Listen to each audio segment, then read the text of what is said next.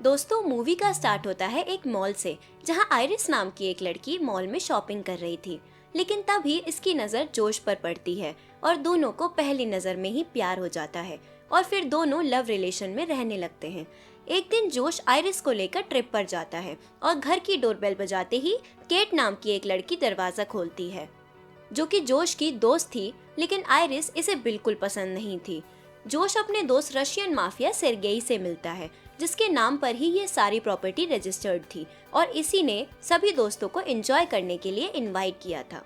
यहीं पर एली और पैट्रिक नाम के दो लड़के भी होते हैं, जो कि रिलेशन में थे। सूरज ढलते ही इनकी पार्टी शुरू होती है और सब लोग खूब ड्रिंक करके नाचते गाते हैं और फिर आइरिस जोश को रूम में ले जाकर उसके साथ इंटीमेट होती है। अगली सुबह आइरिस जोश से लेक के पास चलने को कहती है, लेकिन जोश इसे अकेला भेजकर खुद थोड़ी देर में आने का वादा करता है और आइरिस अकेली ही लेक के पास जाती है और जब पॉकेट चेक करती है तो एक चाकू मिलता है। इतने में सेर्गेई यहाँ आ जाता है, जिसे देख आइरिस चाकू छुपाकर तुरंत यहाँ से जाने लगती है, पर सेर्गेई इसे रोककर मसाज करने को कहता है और मसाज के दौरान आइरिस के साथ छेड़छाड़ करना शुरू कर देता है। आइरिस खुद को बचाने की बहुत कोशिश करती है, लेकिन फिर जब हद पार हो जाती है तो ये पॉकेट से चाकू निकालकर सेर्गेई को स्टैब कर मार डालती है और खून से लथपथ जोश के पास आ जाती है और घबराते हुए पूरी बात बताती है। आइरिस को टेंशन में देख जोश इसे शट डाउन होने का ऑर्डर देता है और इतना कहते ही आइरिस की आंखें वाइट हो जाती हैं, यानी ये एक रोबोट थी। आइरिस को कंट्रोल करने के लिए सब दोस्त जल्दी जल्दी इसे कुर्सी से बांध देते हैं और सेर्गेई की मौत की वजह से काफी परेशान होते हैं। जोश सब दोस्तों को बाहर भेजकर अकेले में आइरिस से बात करने का फैसला करता है और जब इसे ऑन करता है तो फिर ये आइरिस खुद को बेगुनाह साबित करने लगती है। लेकिन जोश इसकी बात सुने बिना कहता है कि तुमने जो किया वो गलत था, तुम एक रोबोट हो, तुम्हें उसकी बातों को इतना सीरियस नहीं लेना चाहिए था। ये सुन आइरिस का आर्टिफिशियल दिल टुकड़े टुकड़े हो जाता है। आइरिस कहती है कि भले ही मैं रोबोट हूँ, लेकिन मैं सब कुछ फील कर सकती हूँ और मैं तुमसे बहुत प्यार करती हूँ। लेकिन जोश इसकी बातों को तवज्जो ना देते हुए कहता है कि तुम बस एक रोबोट हो, इससे ज्यादा कुछ नहीं। लेकिन आइरिस जोश से मिली कैसे, ये जानने के लिए कहानी फ्लैशबैक में घूमती है, जब जोश आइरिस को एक एआई कंपनी से ऑर्डर करता है और कंपनी इन्फॉर्म करती है कि ये इंसानों जैसी है, जिसे तुमने प्यार दिया तो ये हमेशा तुम्हारे साथ ही रहेगी। इसके बाद आइरिस जोश को स्कैन कर अपनी मेमोरी में फिट कर लेती है और फिर दोनों लवर्स की तरह साथ रहने लगते हैं। अब कहानी प्रेजेंट में घूमती है, जहाँ जोश रोबोट का सबूत देने के लिए कहता है कि ये तुम्हारे आंसू सिर्फ पानी है। लेकिन आइरिस अब भी अपनी बात पर अटल रहती है और बार बार जोश के सामने अपने प्यार का इकरार करती है। इतने में केट यहाँ आकर जोश से कहती है कि इसको अभी ऑफ कर दो।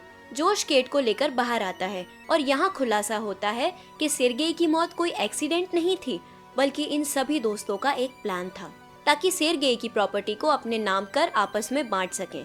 जोश कहता है कि एआई कंपनी को पता लगने से पहले हम आइरिस को रिबूट कर उस पर सेर्गेई की मौत का इल्जाम लगाकर बच निकलेंगे और सारा इल्जाम आइरिस के सर आ जाएगा। दूसरी तरफ आइरिस खुद को आजाद करने की जुस्तजू में लगी रहती है और जमीन पर पड़े एक चाकू से अपनी रस्सी काटने लगती है। लेकिन तभी जोश यहाँ आ जाता है और आइरिस खुद को बचाने के लिए इसे एक जोरदार मुक्का मारकर यहीं जमीन पर सुला देती है और जोश का टैब लेकर यहाँ से फरार हो जाती है। आइरिस भागते भागते घने जंगलों में एंटर करती है। कुछ देर बाद जोश भी होश में आ जाता है और अपने दोस्तों के साथ आगे का प्लान डिस्कस करने लगता है।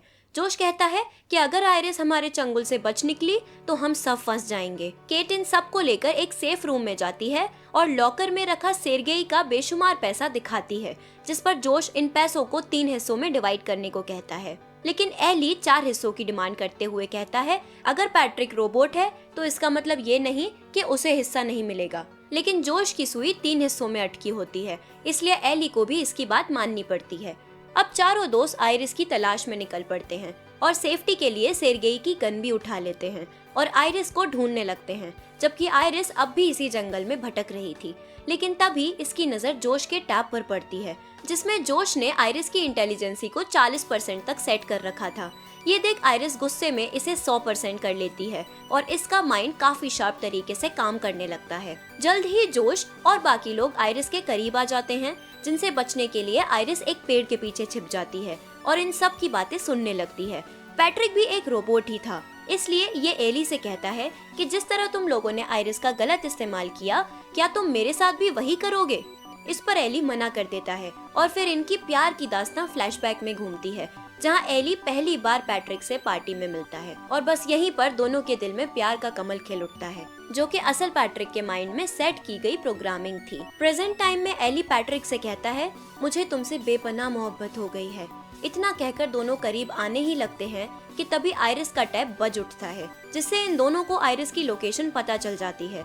आइरिस भी बचने के लिए भागना शुरू कर देती है और एली इसे रोकने के लिए इस पर ताबड़तोड़ फायरिंग करता है, पर कोई फायदा नहीं होता।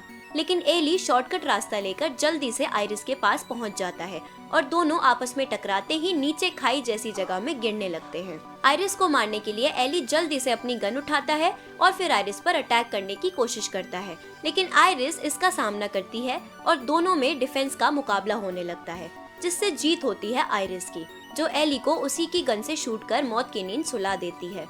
और आइरिस का ये कारनामा बाकी दोस्त भी देख लेते हैं, इसलिए आइरिस फिर से भागना शुरू कर देती है और अपने शार्प माइंड का यूज कर उस लोकेशन पर आ जाती है जहां इन सब ने कार पार्क की थी। इसके पीछे पीछे जोश भी होता है, इसलिए आइरिस जल्दी से कार के अंदर बैठकर कार स्टार्ट करने की कोशिश करती है, लेकिन कार स्टार्ट नहीं होती क्योंकि ये जोश की वॉइस से स्टार्ट होती थी।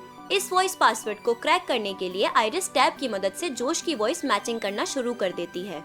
इधर आइरिस को रोकने के लिए जोश पास में पड़ा एक पत्थर उठाकर खिड़की पर जोर जोर से मारने लगता है, लेकिन शीशा टूटने से पहले ही आइरिस वॉइस पासवर्ड को क्रैक कर यहाँ से भाग निकलती है। ये देख जोश को बहुत गुस्सा आता है और ये अपने दिमाग का इस्तेमाल कर फोन के थ्रू कार चोरी की रिपोर्ट कर देता है, जिससे कार बीच रास्ते में ही बंद हो जाती है।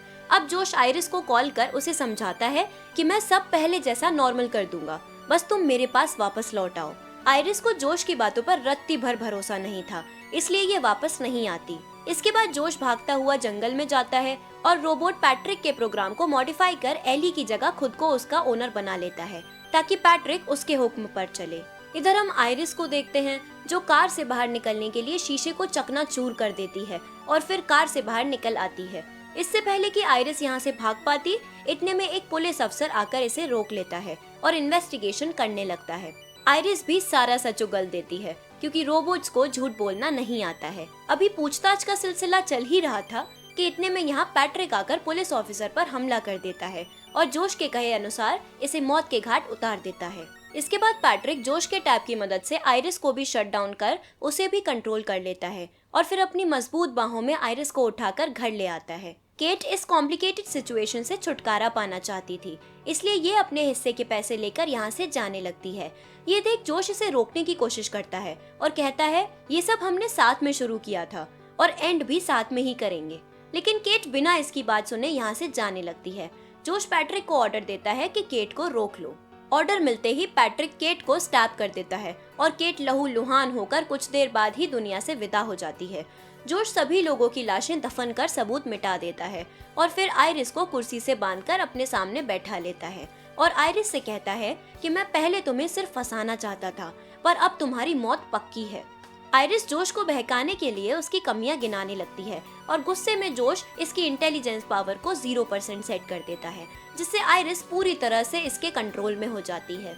जोश अब आइरिस के हाथ में गन थमाकर उसे शूट करने का ऑर्डर देता है और आइरिस अपने दिमाग में गोली मारकर खुद को यहीं खत्म कर लेती है और प्रोग्राम बंद होते ही कंपनी के लोग यहाँ आ जाते हैं और जोश खुद को बचाने के लिए आइरिस के बारे में उल्टी सीधी बातें करने लगता है।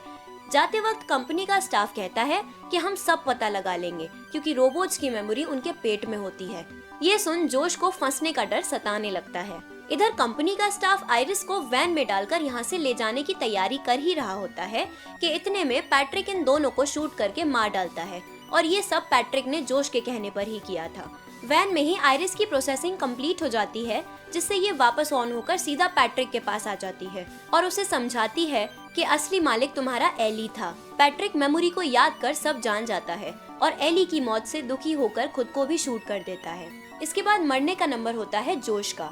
जोश आइरिस को देख उसे अपनी बातों में उलझाने लगता है और कहता है, तुम तो मुझसे प्यार करती हो, भला तुम मुझे कैसे मार सकती हो। आइरिस भी इसकी बातों में आ जाती है और बस मौका देखकर जोश इस पर अटैक कर देता है और बुरी तरह से इसे मारने लगता है और कहता है कि मैंने तुमसे कभी प्यार नहीं किया क्योंकि तुम इंसान नहीं एक प्रोग्राम हो। जोश आइरिस के पेट पर गन तान देता है। इससे पहले कि ये शूट कर पाता, आयरिस इसके सर पर एक पैनी चीज से वार कर देती है और जोश की यहीं डेथ हो जाती है। मूवी के लास्ट में हम आयरिस को अकेले खुशहाल देखते हैं क्योंकि अब इसे अपने इशारों पर नचाने वाला कोई नहीं था, इसलिए ये अकेले ही अपनी लाइफ एंजॉय करती है और खुलकर आजादी से जीती है और इसी के साथ मूवी की हैप्पी एंडिंग हो जाती है। तो दोस्तों, कैसी लगी ये शानदार मूवी? पसंद आई ना? तो फिर देर किस बात की, वीडियो को लाइक और शेयर कीजिए और हाँ, ऐसी ही दमदार वीडियोस देखते रहने के लिए चैनल को सब्सक्राइब करके बेल आइकन को प्रेस कर लीजिए। Thanks for watching.